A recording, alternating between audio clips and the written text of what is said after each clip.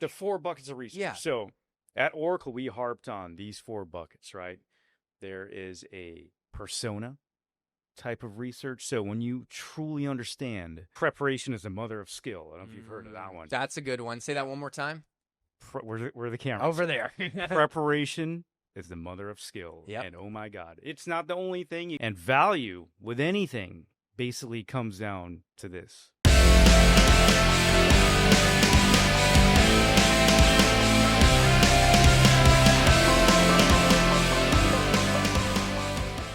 Jason Heffes, so good to have you on the podcast, my guy, my friend, former Oracle sales trainer. Chris. You were the guy launching careers of SDRs at Oracle and helping people like me. I started my whole career at Oracle as an SDR 10 years ago. I can think back to some of my trainers, and in a way, those trainers touched and changed my life. So I think it's so cool to have you on the podcast to talk about some of the insider insight into the Oracle sales methodology, and ultimately how to research accounts to show up on cold calls and deliver, to show up in messaging across channels, email, LinkedIn, and deliver and get meetings that lead to opportunities that turn to deals that could change our quarter, year, and career. I will tell you, one of my biggest deals at Google Cloud was $10 million over 3 with OfferUp. Okay. It started with a cold call. And when Arian picked up and said, we're all set on AWS, I was ready for it. But that delivery and the way I handled the conversation was just the tip of the iceberg. Yeah. The research that went into it really mattered. So here we go. Let's dive in. Yeah. Let's talk about your approach to research. And before we really get into that, I feel like you've told me that a burning curiosity about an account, a person you're reaching out to, is critical to succeed in sales. So tell us about your expression. I think you say always be curious instead of always be closing. Amen. Well, thanks for having me first Yeah. and foremost. But I always say everyone should have the ABCs of sales down. So when I say the ABCs, not always be closing, Chris, always be curious. So think, before I jump in a little bit more in depth, think of a buddy of yours, a friend, a colleague, whoever. When they reach out to you, the first thing they talk about is themselves, right? There's no like, how are you doing? They just go right in, spitballing all their problems, issues to you. You kind of get alienated. Just dumping on you. Yeah. Prospects are people too, right? These people. So when I say always be curious, how do we ask questions to find out the state, the environment that prospect is in before we pitch a meeting? Like I had one of your people on in your program. His name starts with a G. I'm not going to say anything other than that. And I had him just hit me with your opening pitch. Hi, this is so-and-so. You know, I'm with X company. We've helped other companies like yours, blah, blah, blah. I know you might be struggling here. Would you be open to setting up a meeting? Right? There's no curiosity about that individual, that person initially. And so that leaves a void. There's a lack of that connection. So when I say the ABCs of sales, ABCs of life with people and relationships, genuinely always be curious first before you go into like pitch the thing that you're trying to do. So that, does that expand a little bit? I've heard it said that understanding is the gateway to influence. Seek first to understand, from the book 7 Habits of Highly Effective People, one of the greatest self-development books of all time that applies to business and in life. And so it's just such a good reminder, Jason. It doesn't matter how great we are, how great our solution is, or even all the companies we've helped like them, although that builds a little bit of trust. What matters is, where are they at? Yep. Like, what's their current state? Do they even have the challenges that we help solve? And we only get there to understand their current state and their needs through asking questions. And I have to share a quick story from my Oracle days as an SDR, where I came out of a training on our encryption security add-on capability for the database. And suddenly I came out of that training, there was a customer engineer that was leading it, and I felt like a security expert. I knew it all. I was so smart. And I called a chief information security officer, and he picked up, and then I got right into just pitching and talking about how great we were and all the cool security features. Yeah. And you know what happened? What up? He hung up on me. Click. Boom. Oh, ouch. Ouch. Always be curious. If I had asked questions about what they were doing from a security perspective, what mattered to them, Yeah. then maybe I could get a sense that, okay, this is relevant, and I bring in a tailored value hypothesis. Mm-hmm. That's a big word. Yeah. But that would have made a difference. By the way, we're going to talk about value hypotheses. Value hypotheses. So let's now that we know that curiosity. Can I just say something real quick? Yeah. So let's do it. With the always be closing, trust and believe. There will be a time where you need to close and ask, do they want to do this or not, in however way you frame that, right? Yeah. And I think a lot of the always be closing mentality was romanticized by the movie The Boiler Room, Wolf of Wall Street, where some of those sales of products are a bit more transactional. But when you're talking about a strategic multi-million-dollar, as it relates to tech, you and I are tech guys. Yeah. That's when you got to come in with a little bit more, because there's so many details in a enterprise-sized company, even a SMB-sized company, right? So I just want to call it. I think that's where a lot of it came from. Yeah. The movies and the bravado. If you got to be closing, get the credit card number, get the signature. Yeah. Right. We're in a world of very complex, disruptive solutions, high risk, and the sales cycles take a long time. There's many stakeholders. So it's fun to share. I've had deals close while I was in an airplane in the sky. Okay. I've had a deal close when I was on the Rip Ride Rocket in Universal Studios in Florida. Okay. Because there's all this groundwork that you're hitting on that we do in enterprise sales with complex solutions, where you're doing discovery up front, you're always being curious, and you really get into their business drivers. Yeah. And we're going to talk about business value later. I know it's a part of your process. And you know the why we're doing this strategically. Maybe you, like at Google Cloud, we'd have to look at their current architecture and model it out. And we mapped out a future state. We got them to pilot the technology and get a technical win, and technically validate. And that took a bit. It took a month or so. Yeah. Then we did a TCO analysis. Then we worked with different, like the CFO, what do they care about? This person over in procurement, this person here and there. And we were able to meet with different stakeholders and sell and but partly through being curious about their needs and connecting the value of our solution to their needs. And we do all this work. And then, we have some negotiating and redlining with legal and back and forth. But the point is, it's not like, it actually can happen sometimes where you're like, hey, we get this done today? Can we sign it? But I'm just saying there's so much work you do, partly driven by your curiosity and great discovery, that might lead to the deal being docu-signed when you're up in the plane. Yep. So it's not like it's the furthest from a one-call close. If you're selling some small transactional product, right, and you're trying to get them to close on the call. So it's not like we make this heroic close with this perfect line that has this dark psychology trick that gets them to close. You know what I'm saying? So I'm kind of exaggerating, but yeah. Yeah, and the sales process, as you know, at your days at Oracle, at Google, it can take 12, 14, sometimes 18 Isn't that months. crazy? I've been on over a year. Yeah, I've been on enterprise. You've been on to see where it took 18 months of always being curious leading up to make sure, and you do it in phases. I don't want to go down a rabbit hole. Yeah. But hey, thanks by the way because we could go down a rabbit hole, but what we're going to do is I was giving you that example, that 10 million over 3 deal.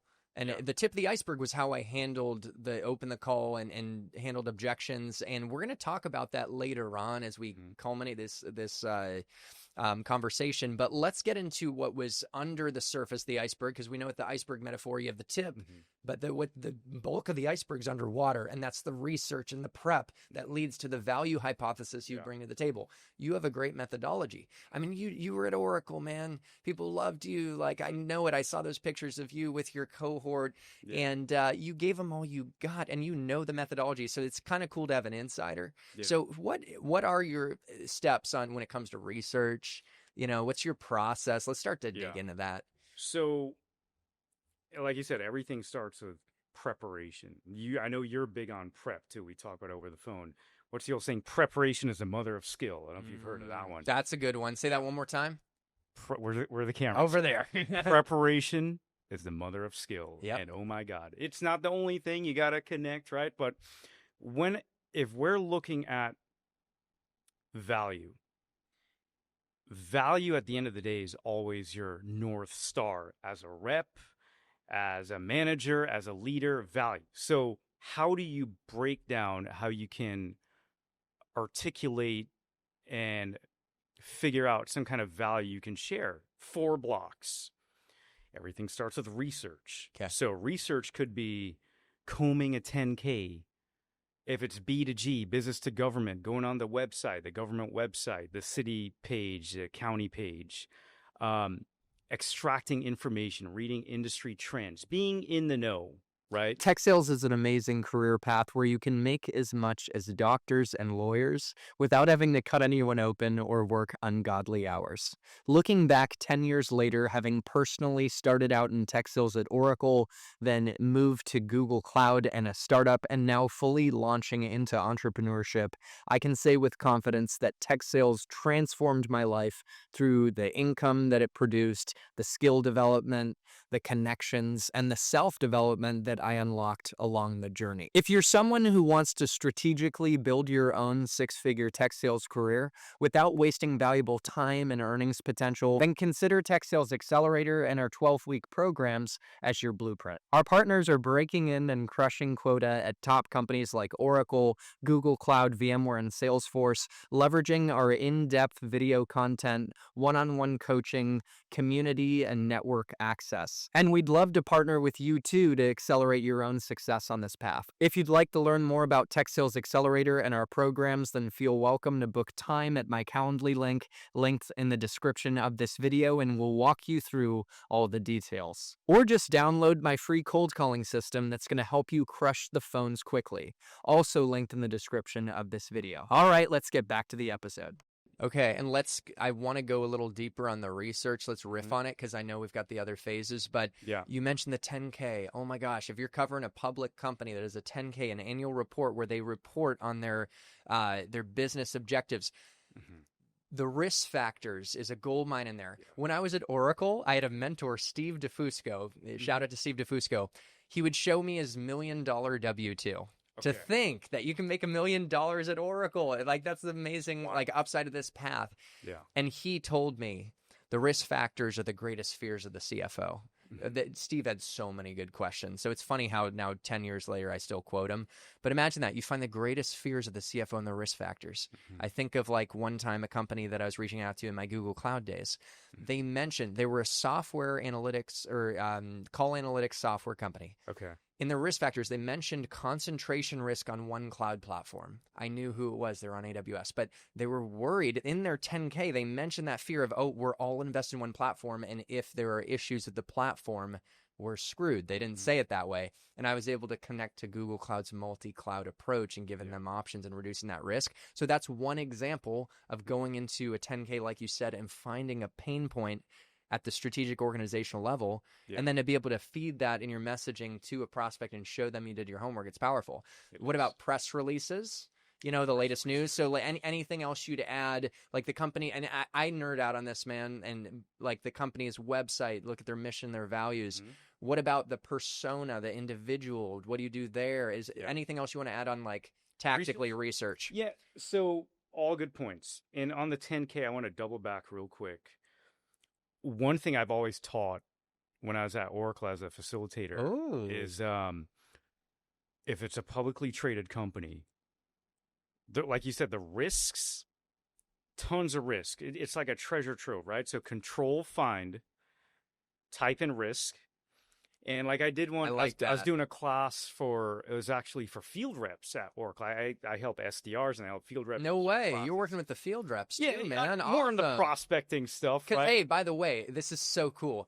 You've been a field seller. Yeah. And your SDR was Patrick Dang. Who Patrick is like the most followed guy on YouTube for tech sales, by the way. And so okay. Yeah, I told you I'd have tangents. Right. I will bring us back to research. Yeah.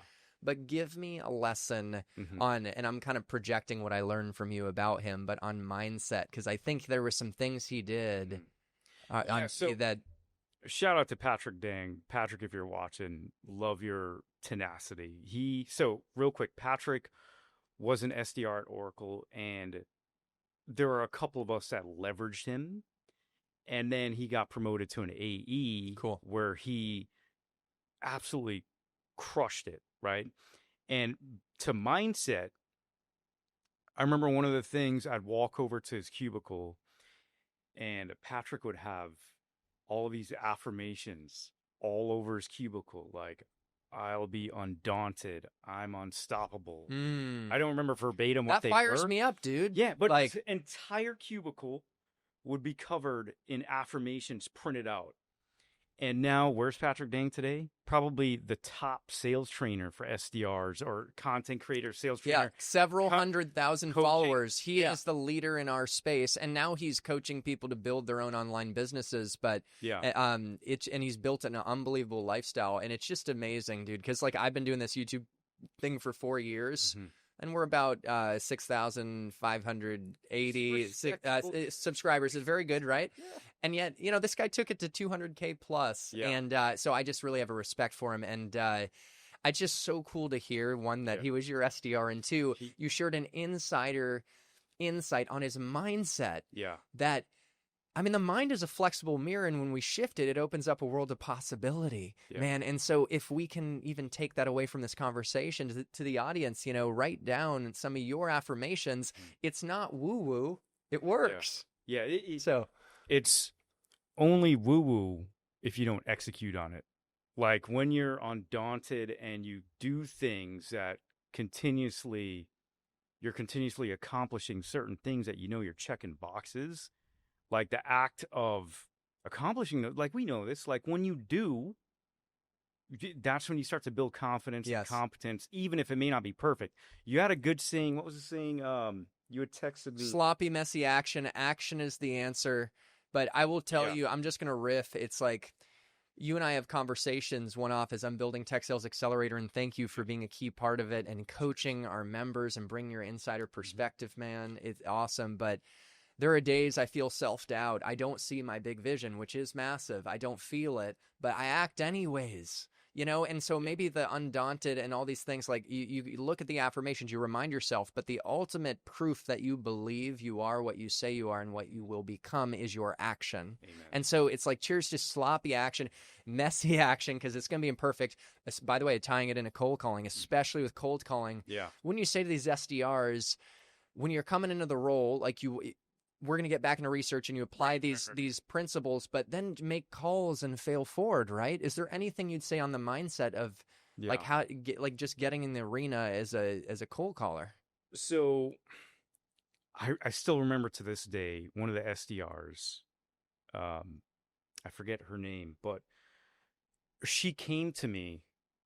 This is way back in 2015, the Redwood Shores era at Oracle, way back on the West Coast. She'd come to me and she's like, Jason, they're not picking up the phone. They're not returning my voicemails. We're Oracle. And keep in mind, this is when Oracle was at an all-time high with the Golden State Warriors. We had the Oracle Arena. Everyone knew the name. So it was like, and we're just getting into like F1 at some level, right? But she's like, they're not picking up. We're Oracle. How could they? Like, she thought it was going to be easy. Yeah. So I have to pull her aside. I'm like, listen, a lot of this is based on consistent effort, as cheeseball as that sounds. Like, going back to your cadence, going back to timing, because timing a lot of times is not in your control, right? And you just only have to control the inputs, not the outputs. So you control the inputs, not the outputs, the whole freedom of outcome mindset. And so I just told her, just keep shooting your shot, keep swinging. You going over her value messaging, like we'd have SDR AE meetings like once a week, once every couple of weeks, and we talk shop, talk strategy. And I'd help her with her value messaging, and I helped her build a cadence. So going back to tying it all together with action and mindset consistently, and eventually she started getting meetings, but it was a rude awakening in sales in general. Like it's not for the weak-minded folks. It takes That's why I always have massive respect for any SDR, any outbound SDR, even some of the inbound SDRs, because it ain't easy, and a lot of it comes down to mindset, action, and consistency over the course, not of 1 week, not of a month, but a campaign of that over the course of a year. Amen. Yeah. When I was an SDR at Oracle, I reached out to this database administrator for month after month after month with radio silence. Nothing. I'm putting in a lot of effort, personalized, relevant, value-driven messaging. I'm taking pride in what I'm doing, and I am being consistent across channels, email, LinkedIn, the phone, okay? And I'm leaving voicemails pointing to the email. Nice. In month 9, suddenly, radio silence turned into the rocket fuel that catalyzed my career when an email got back to me from this database administrator asking for a quote. It was several $100,000. My AE was out of office. He was at a bachelor party. I stepped up. I engaged with the prospect. And it was a current customer. So, they're asking for more database, but they had some footprint. I'll admit that. I engaged with my future boss, quote unquote, the manager of the AE, and I was able to close it myself, and I hung my hat on that deal, and it got me to AE. And then that all just led to a ripple effect that led me to Google a startup. It led me to this. It led me to you. And look at you. Podcaster. So much to learn, brother. But it's just the power of what you described of consistency. Our ability to keep going when we experience radio silence, rejection, and failure, where there's no indication that success will ever come. I believe that's a superpower that doesn't change our careers. It doesn't just change that, it changes our future. So I had to share that story as a proof point to what you articulated. I wish there was something like a, even beyond the sales stuff, a consistency metric. Because when you think of anything in life, like, I talked about how my fitness stuff and how I'm trying to get to a certain goal, muscle mass. Dude, you're getting in great shape, man. You've been leaning out and you're being consistent. And that's the thing, like, it's with so many distractions,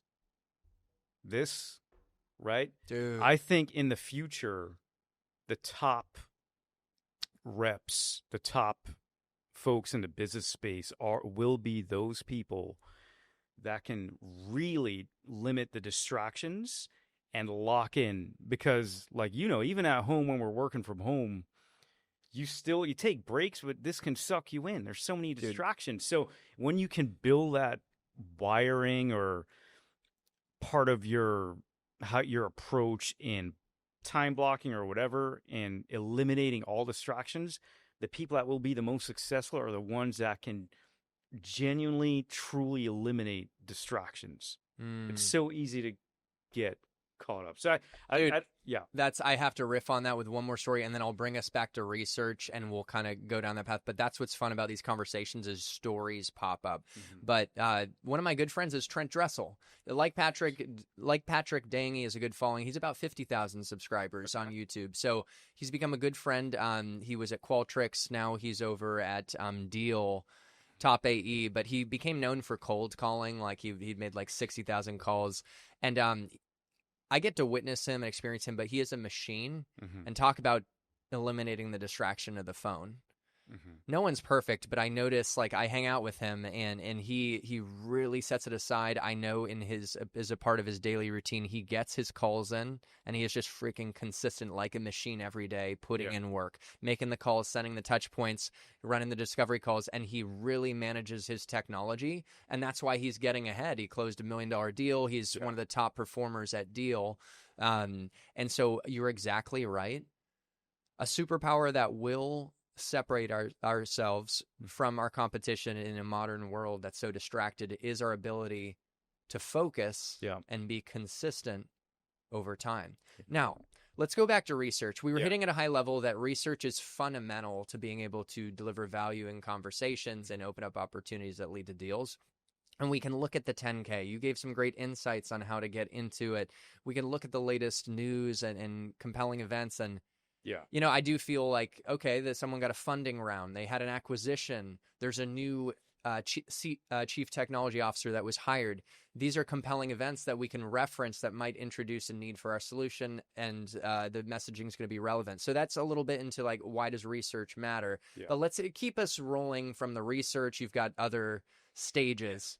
So yeah, there's research, and then from that research, which you can plug anywhere, all these sources, then how do you develop an insight, right? So an insight, how does that research apply specifically to that persona, that account, that individual, whatever, right? How do you tie it back? So it's research leads to insight, or insights, plural, possibly, right?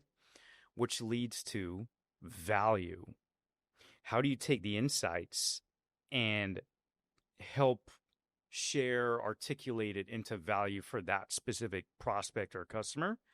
And then after value, then you could potentially, this is a little bit more advanced, present some kind of business hypothesis. So let's say, for example, you have an account. This happens all the time. There's limited information, not a ton of information. You have a little bit of research, maybe you have a little bit of insight, you have some value, but there's like not a lot of weight to it, you know? So you could maybe even frame a potential hypothesis, like, correct me if I'm wrong, Chris, but I understand the tariffs are impacting your industry in XYZ ways.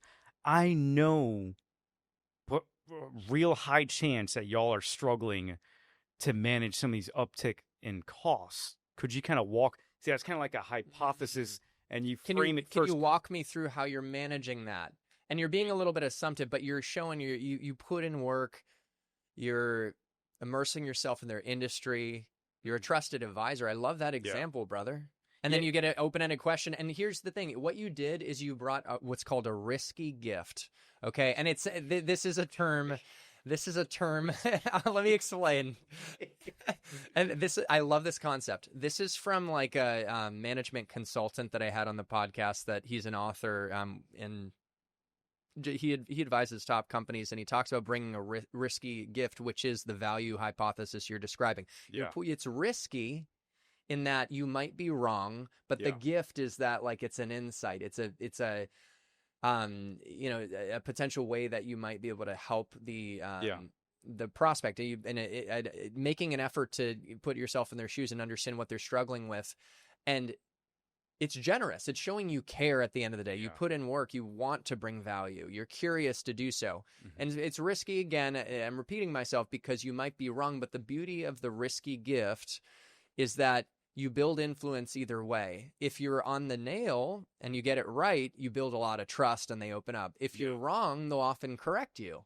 And you can kind of understand what might be more important. So I just had to share it, kind of connect that dot like that. of what you're describing. Just reminds me of another great in our space who mentions this risky gift concept. And it's amazing to connect the dots with great sales trainers and leaders like you and others in the space. And success leaves clues. And there's these certain patterns that having a podcast, by the way, one of the cool things is I'm able to see the patterns from different people. It might be worded a little bit different. Yeah, it's like you see the common principles, you know? So let's continue on, though.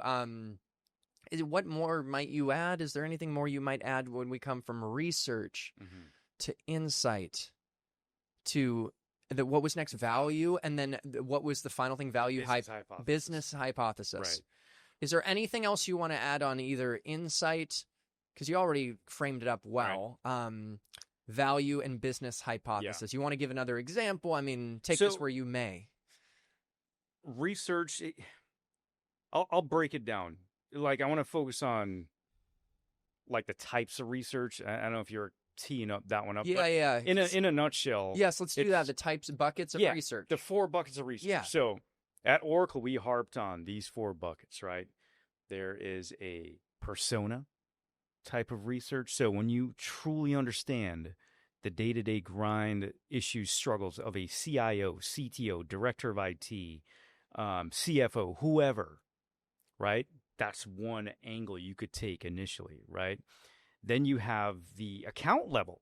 So let's say current client, but we're trying to add and upsell other products, right? You know, at Oracle, I mean, at Google and AWS, they probably have this too. You could see a chart of all the products they've currently Yes. purchased, right?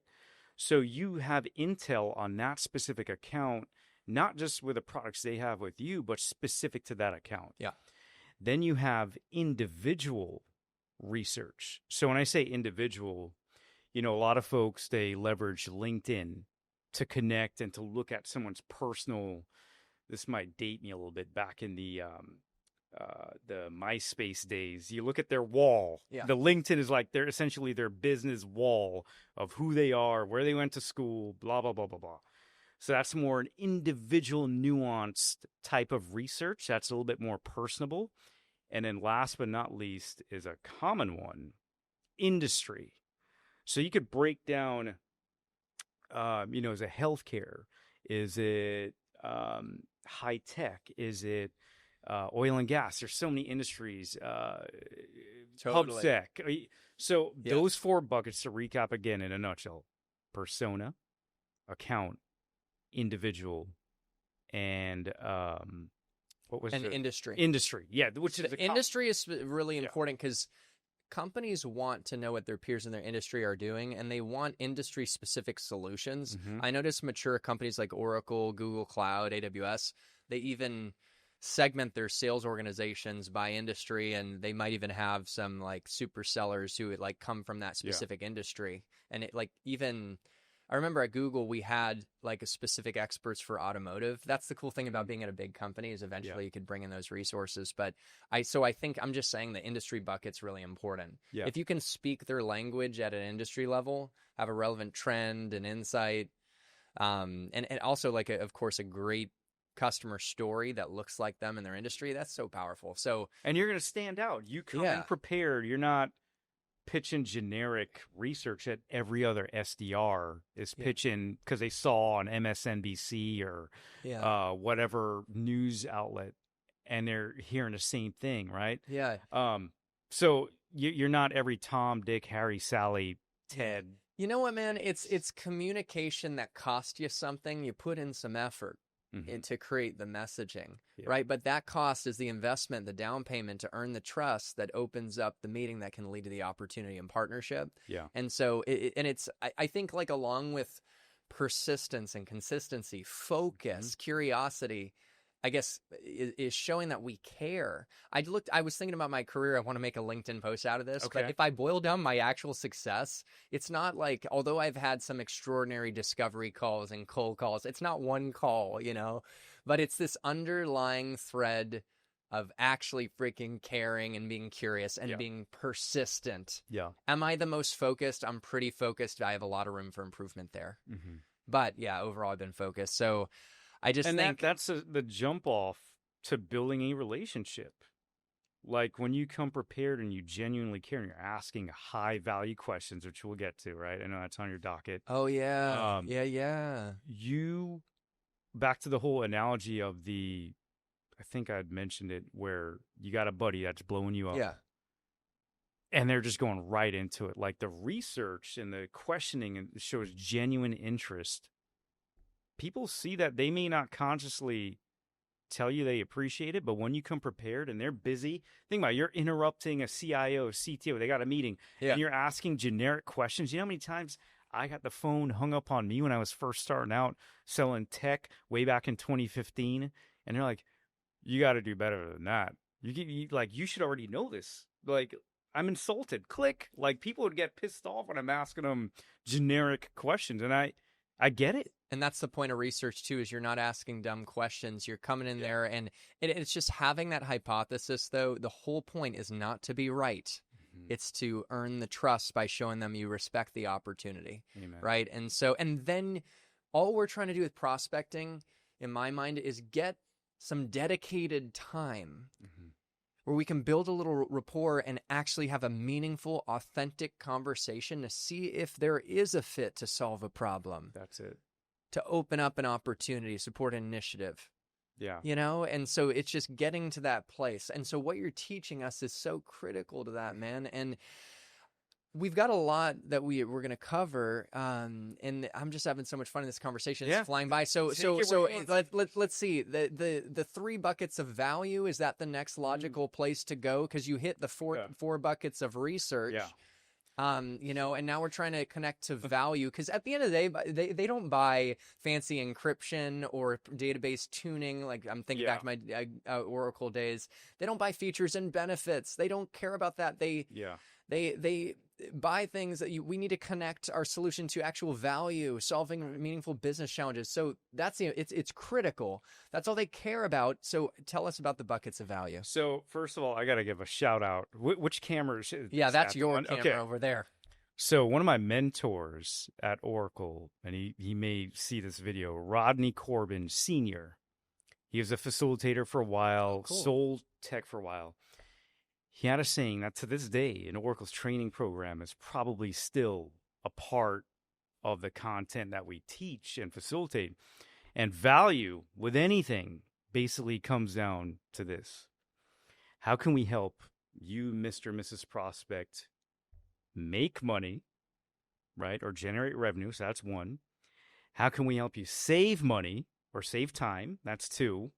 And then how can we help you mitigate some kind of risk? That's three. And I've always preached and harped on with every cohort at Oracle, the SDR cohorts, when you're kind of lost in how to approach one of these prospects or current clients, right? Your North Star, at the end of the day, we're trying to share value to see if there's alignment. But the North Star is, how can we help them make money, save money, or mitigate risk? That's it. So, and then that's super high level. You can drill down, of course, to more, what does making money and generating revenue look like to a 10,000 employee healthcare company in the Midwest that's struggling with these particular things? But it's just a starting point. Like the SDRs, they're all smart. The ones that study, they're all smart. I always put the onus back on them, the responsibility to know your prospects, know your accounts, know your industries.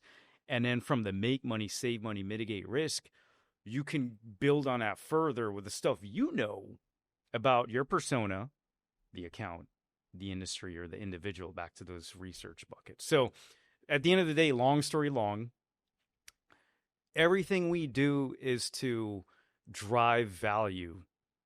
We're not here to just set meetings. We set meetings because we've showcased and shared some kind of value. And the value could even be just being a resource. If you're sharing insights, that's value in itself. If you didn't necessarily get the meeting now because they're busy, or they're on a meeting, or they're going dark for the quarter and they can't talk to anyone, right?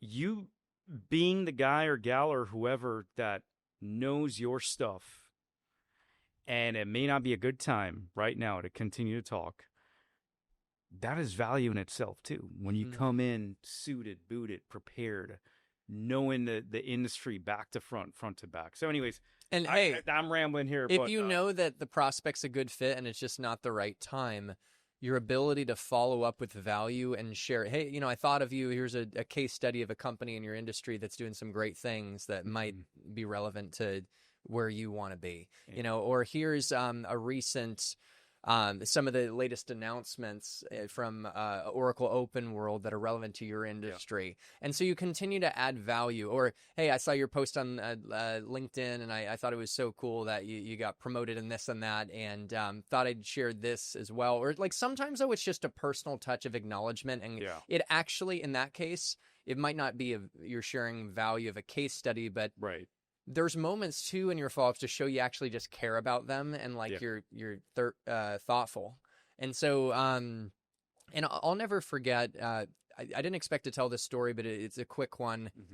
There was a prospect that was so stingy that when I was an SDR at Oracle, that like never would meet with me. Like, well, actually, you know, they did give me some responses, which gave me a little bit of hope, but it was months and months and months they wouldn't meet with me. And then I called them, and their voicemail said they had lost a family member. Oh, damn. And I ended up following up with them like with a really personal, heartfelt note, and like just But I mean, it was authentic. Obviously, I didn't know them, but I felt like I did in a way, like I'd been reaching out to them for so long. Right. They'd give me some responses.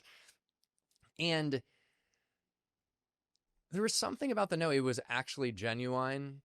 And I did care, like, to and wanted to send some well wishes. They ended up later on like being very grateful for it and saying, yeah, even if we can't do business, like I'll meet with your field rep. Okay. And so there's these human moments, The small wins. that like human moments. Yeah. The human moments, the touch of humanity. Yeah. And that can be helpful. I share this story a lot too. This is another version of a touch of humanity. That first version or example was like just actually showing you care and when someone's going through a tough time.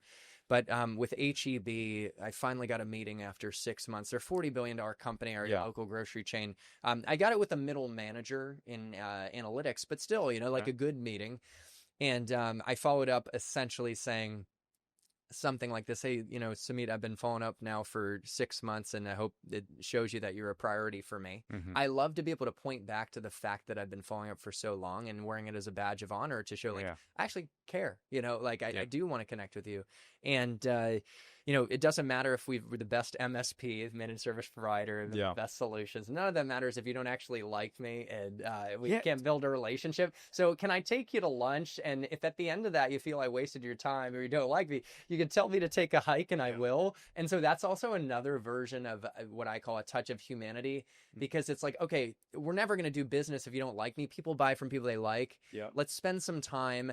And by the way, you have permission to tell me to take a hike after. Like, I'm not going to hound you if you feel I wasted your time. So is there anything you want to riff on that? I was just thinking, so another one of the facilitators, amazing facilitator at Oracle, Mike Morris. Where are you at? I love you, buddy. Cool. Mike and I tag teamed a few cohorts, and he always had an analogy to break down value first before asking for anything.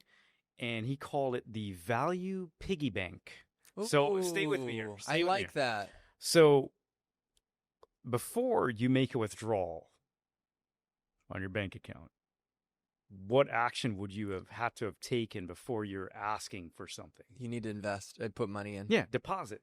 So his thing was like, before you just say, hey, this is Jason with Oracle, blah, blah, blah, blah, blah. No, we haven't talked before. I see that you guys could be struggling with blah, blah, blah, blah. Would you be open to setting up a meeting with me and you're asking and you haven't deposited enough value first, whether it's sharing insights, sharing some kind of use case that mirrors and parallels that company to a T within that industry. You haven't given them anything. So how the hell are you just going to go ask for a meeting? And it happens. It happens to the best. One of the people in the community with you, I called him out, and he was like, I know this. You just develop bad habits over time, which is why guys like you, Patrick, myself, we're here to kind of help realign them. So exactly. Value piggy bank.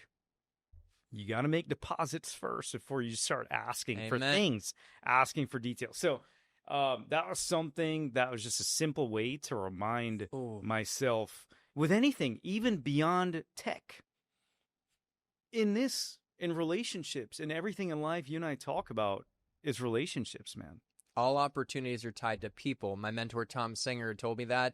I quote him all the time because it's so true. Your next job opportunity, your next deal, or even just personal experiences and joy, it's tied to people. So when we build relationships, some of the audience looking to build mentorships or find mentors, you can even think about, how can I make deposits in this mentorship relationship and bring value even in small ways? And we might think like, I'm just an SDR. I don't know a lot about the industry yet. I'm new and I don't know as much as this chief information officer.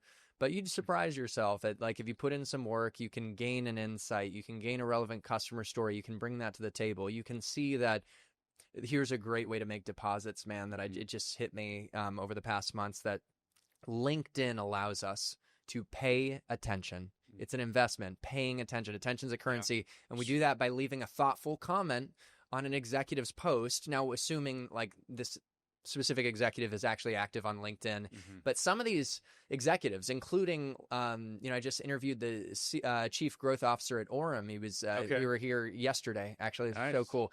Okay. And you know, he's selling sales tech, and on LinkedIn he's marketing stuff, and if you boost his post with a thoughtful comment, that brings value to him and his brand. Oh yeah. Okay, so especially with companies when they're selling like sales tech, where LinkedIn, they can like kind of promote their stuff.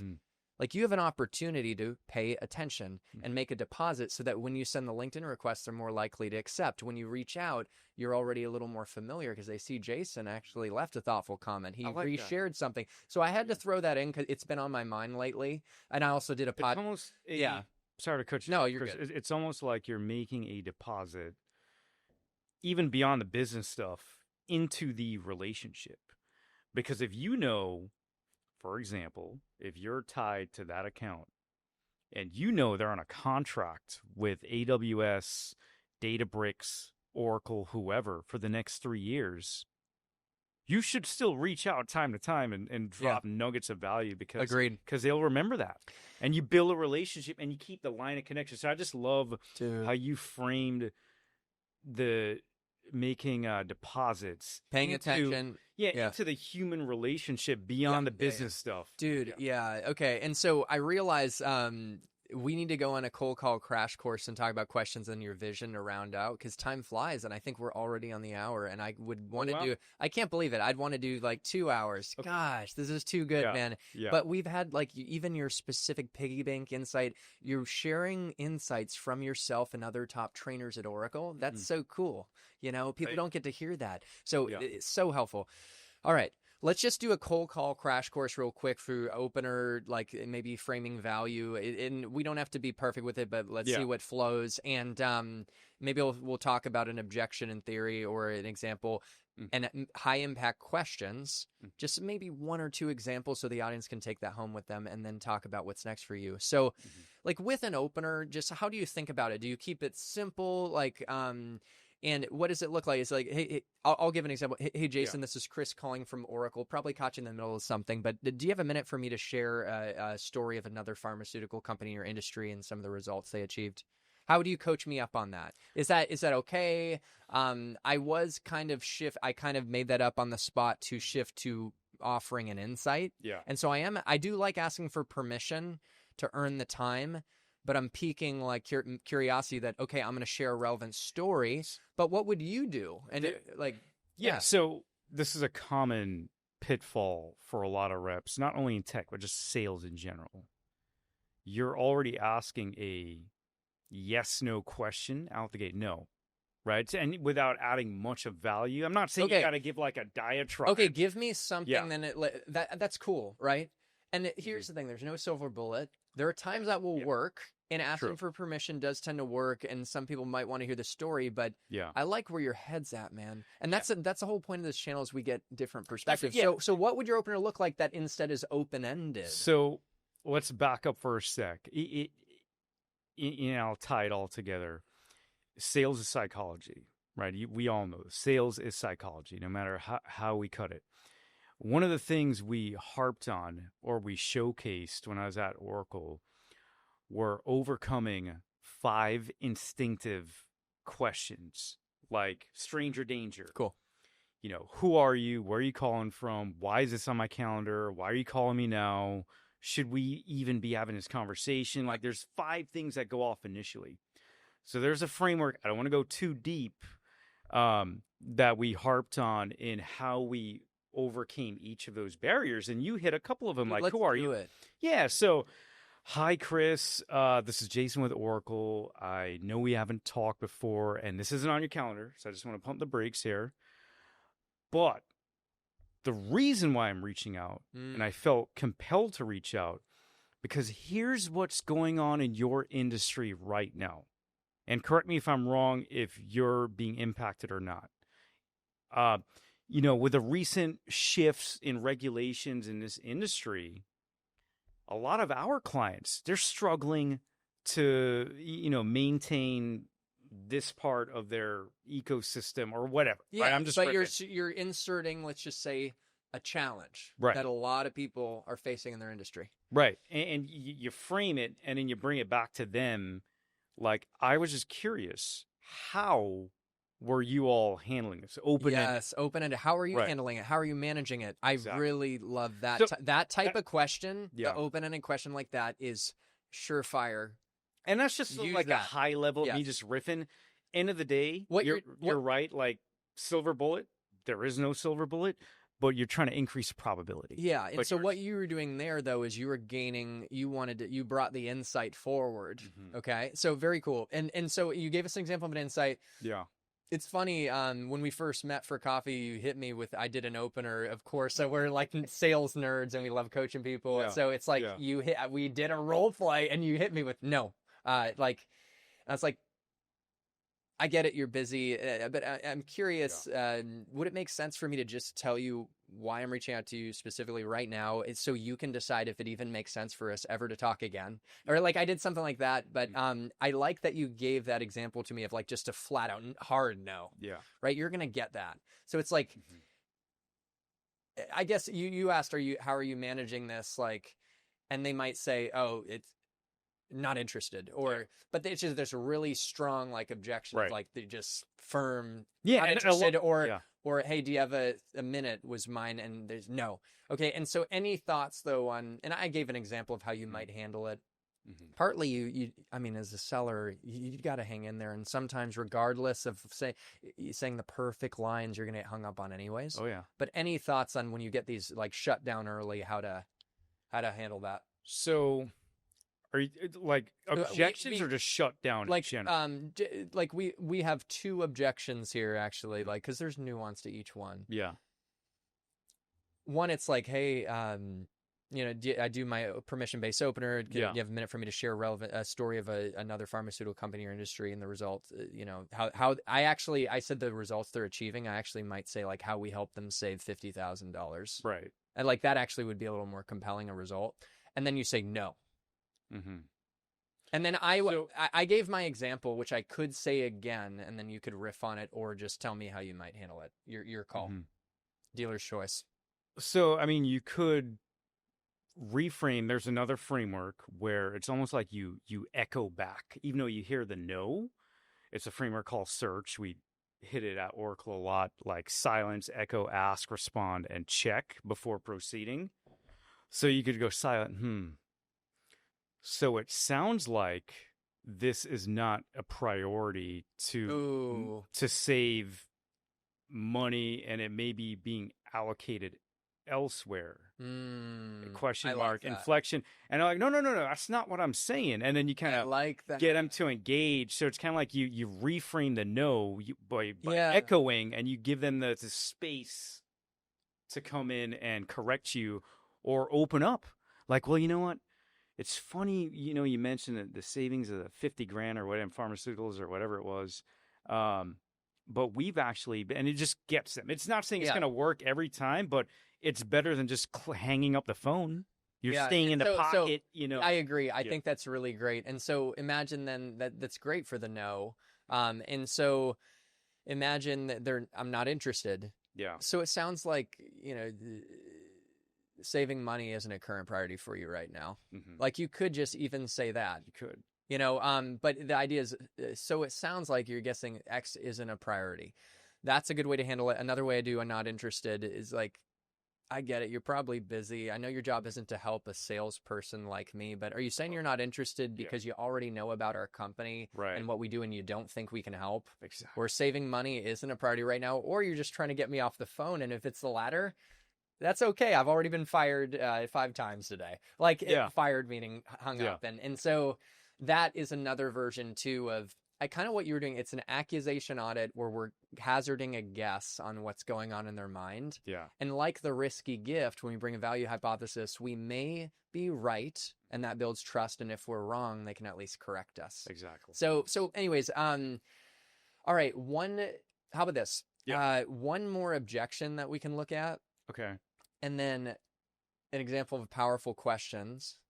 And then your vision, okay? And the conversation has just been too fun and it flies by, and I try my best to manage these, but it's so hard to hit on everything. There's so much to talk about, but I hear you. You know what I'm saying? So, how about like we're on X competitor? Like back when I was at Oracle, I was selling the database, we're on Microsoft.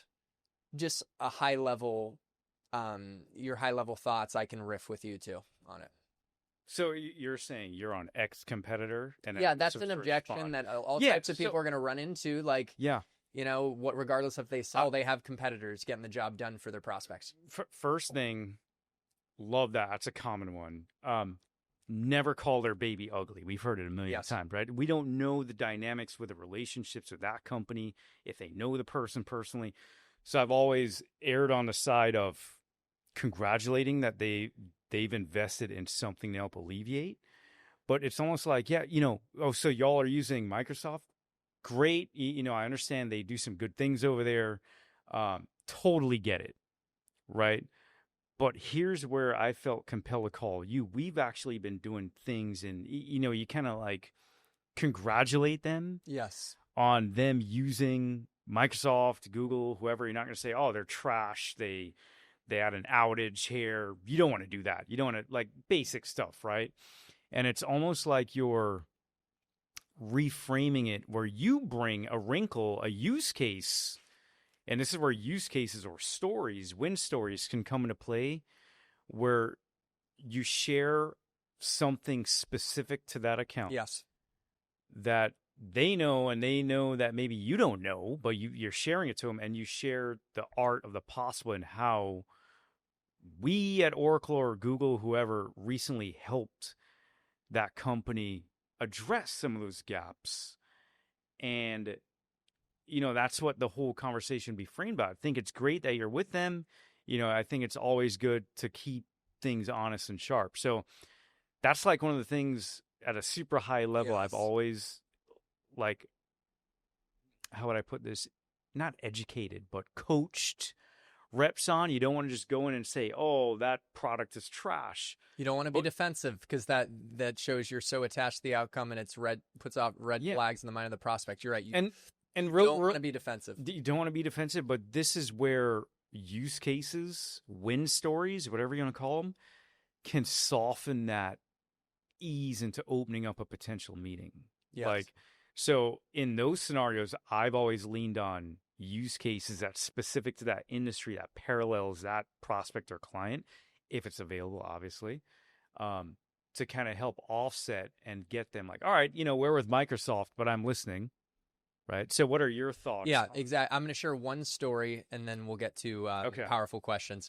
But that cold call that I think I mentioned earlier, it led to a $10 million over 3 deal when I was at Google Cloud, is with OfferUp. The area and the CTO hit me with, we're all set on AWS. Fortunately, I'd done research on why customers move from AWS to Google Cloud based on 6 key factors. Our company did a good job giving us the data. They kind of analyzed our customer base. And I was able to match one of the differentiators to a strategic business initiative based on my research that was important to OfferUp. I found out that one of the reasons that prospects who are on AWS move to Google Cloud is because global expansion is key to their business success and their growth.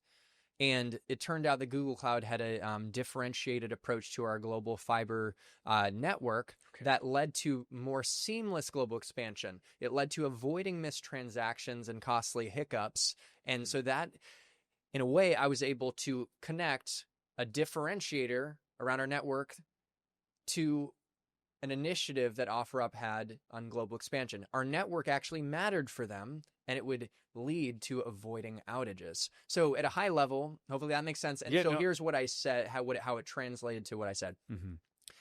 Arian, that's not a problem. I expected you to say you're on AWS. I did my homework and I saw that.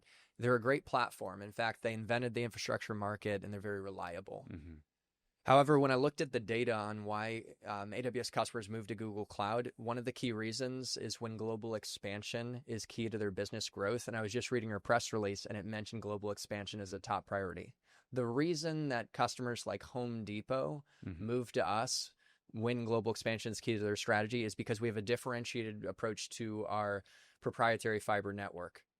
I'm not going to get into the technical weeds with you, although I can connect you with an expert in the future. But the business impact of that is that when you scale, if the network isn't operating at 100%, you can have outages, you can have missed transactions, and unhappy customers and attrition. So I'm curious, how are you managing your global expansion from an infrastructure perspective? right? And so that Snaps. yeah, Love. yeah. And so, So and by the way, yeah. that might not be exactly how I said it at the time, but it was roughly it. Yeah. And the principle is we're bringing it all together. We do the research, like you said. Yeah. We bring that into an insight So- and value, dude, and then like a business hypothesis, and we're ready. Love it. It's full circle moment, and everything we're talking about leads to that, and it leads to a $10 million deal. Yeah. By the way, it did not happen right away. Obviously, it took about a year. And in fact, the outcome of the meeting was, you know what? I earned the trust for him to say, hey, I'm moving to the board. There's going to be a new CTO in 3 months. Follow up with him. Yeah. And I did. And then boom. So you bring up something that I forgot to bring up. That was a core tenet, and I want to double down. Oh, good. When I was at Oracle, we had, and I know a lot of other companies have this too, like these things called battle cards. Yes. Where you would look at the potential gaps for different vendors. And you could see, okay, AWS, Oracle, Microsoft, Databricks, whatever the content folks created then.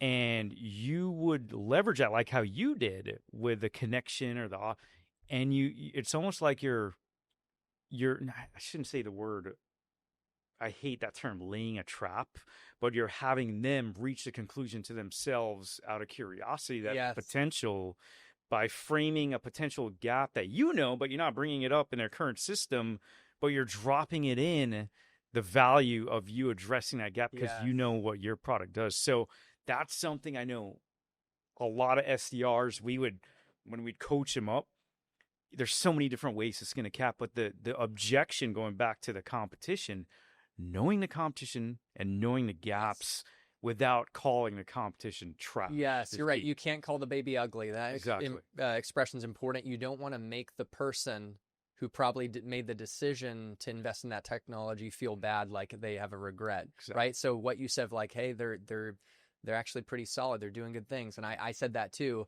First, you go with, you don't resist, you acknowledge and even flatter. And then you have your value hypothesis, your differentiation, and ask an open-ended question around how they're handling it. Now, final thing on sales tactics, and then we'll finish up with your vision. Just an example or two of the power. I don't know if you called it powerful questions, but questions are important. So like maybe an example of what these high-value questions look like. So when I look at questions, one of the most generic forms is, would you all be interested in saving money? Would you all be interested in just doing that? Yes or no? Like generic. What keeps you up at night? If I was to wave a magic wand, there's all these questions that are very lazy in a way. And so one of the ways we had broken it down as a coaching team at Oracle was the different directions, different flavors of questions that we called directional questions. So you'd have an up, which is like a vision strategy question. We were talking to a CFO.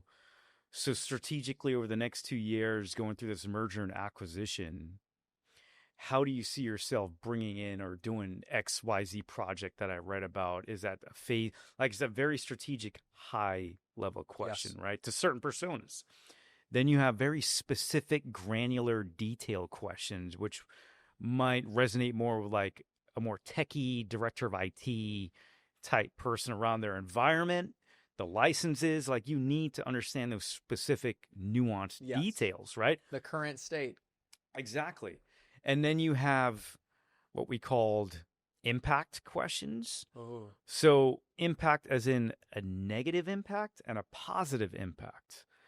Positive impact, Chris, if we were to help migrate all these licenses to the cloud for minimal cost and improve the speed and latency and blah, blah, blah of your data centers on site, what would that do to you and your team from an IT standpoint, managing it? How would that help them? That's like a future. I like that. Impact. Art of the possible. Art of the possible. And then also on the flip side, we call it the left negative question. If you were to do nothing, or if you were to continue on this path for the next fiscal year, what do you think the impact would be to your bottom line in the next 2 years, or your IT department? You're going to lose talent, right? So there's all these different ways, and that's just a simple way of breaking it down of vision, strategic type questions, the details, specific nuances of the environment, because we have to know certain details to set demos up or to figure out if they're on a contract. Like, okay, y'all are with AWS, totally get it, great company, but out of curiosity, when does that contract renew? Because I want to be there to connect, at a reasonable time to make sure you're getting the best deal possible, right? Or the best value possible. And then the left and the right, future state, present state, right? If you're to do nothing, what would happen right now? If we were to help you, what would that mean to you and your team? How would that impact your leadership, your employees, a shareholder? Or you go down a deep end of future state, right? So when I say high value, high yielding questions, high value, in a nutshell, hopefully I didn't ramble too much, but I'm just laughing because I got a future state question for you to wrap up. Okay. Tell us about your vision, brother. Like, what's next for you? What are you working on? And then we'll wrap up, baby. So, vision, definitely. I've done some traveling, seen family, and I was on the interview carousel, right? Like looking at some other options in tech, in facilitation, coaching, enablement. But where I'm at, it's kind of like where you're at, is the entrepreneurial spirit. So it's going to be, I'm not going to say too much. It's going to be something to do with real estate, right? That's the next path for me. And then, of course, coaching and consulting. Like, I'm still helping your program. Yeah. Whenever you tap me on the shoulder, I come in. Yeah, guys, if you want to work with Jason, which our members have really loved it, imagine you get to work with someone who trained at Oracle, knows their methodology in and out. So it's a great opportunity. And quickly, tell me, why do you love coaching? Like, your heart behind it. I want to know it. It's just seeing the development in real time over the course of days, weeks, months, years is just satisfying, seeing people grow. Like, I truly mean it. I'm not just flapping my gums. Like, when I was at Oracle, like when I'd see people scheduling meetings or getting opportunities, would be over there high-fiving. Like, I love uplifting folks that are open to it. There's a skill and a will to do it, right?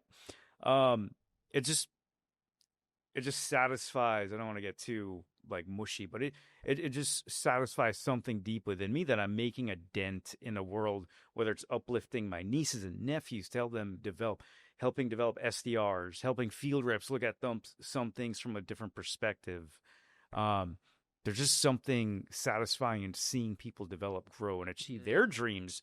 Well, I'm chasing mine in real estate, consulting, and beyond. Yes. Right? And that's why we're friends, man. So I'm so grateful life brought us together, our first podcast, and I look forward to more in the future. Absolutely. And any final words of encouragement to the audience? Otherwise, we'll do our sign-off. Life, sales, it's peaks and valleys, right? And I heard this, I've got so many sayings, and this one has always pulled me through tough times. Whether, you lose in a deal, there's a career or a relationship situation, whatever. And it's when you change the way you look at things, the things you look at change. And that is so true to the core. Like, you could look at any scenario and look at the negative, but sometimes it's a blessing in disguise. When you change the way you look at things, the things you look at change, right? What a conversation, man. Thank you for sharing your time, your energy, your insight and wisdom. And to the audience, thanks for tuning in and being a part of this growing tech sales community. I respect you for showing up and investing in your personal and professional development.